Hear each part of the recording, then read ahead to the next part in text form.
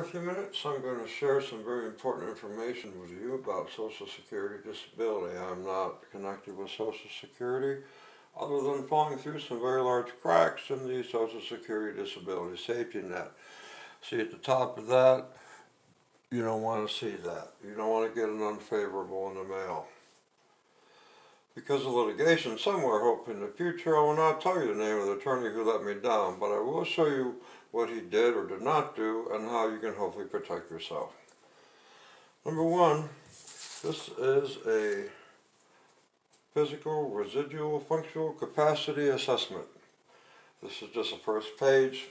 It's about 8 pages. I gave a set of these to my eye doctor. He didn't have much to add, but I do have a lot of damage to one of my eyes, and he filled it out, the best he could. My regular doctor was a resident. Our boss was a director, and that director had been my doctor in the past. I asked them to fill this out for me. They made an appointment 1 week before my hearing. At the last minute, the resident doctor called me and said, "I spoke with the director doctor, and I don't think we're allowed to fill these out." Had I known then what I know now, I would have at least found another doctor to fill it out. If you're a legal doctor, you can fill this out. Who better to fill this out than a person's regular doctor if they have one? Who could possibly know more about you?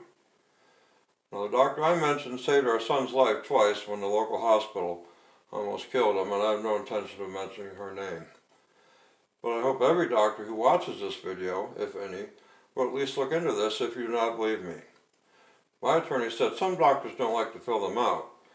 Though this may be true, it might just be because they don't know they can fill it out. Next, if your health issue comes with prerequisites, like I'm going to call them, make sure the evidence is there. My condition only qualifies for Social Security disability if I have sight and hearing loss. I have a lot of both, but I didn't know there was no hearing test in with the evidence. When I brought this up to my attorney, he said I was speculating. Yeah, I'm speculating that evidence is kind of necessary in a hearing. But I digress.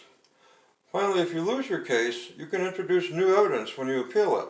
This is not like a regular appeal in the legal system. I didn't know that, or I would have appealed it myself with a copy of a hearing test. These tips will in no way guarantee you are deemed eligible, but they can sure as hell keep you from being eligible if you're not careful.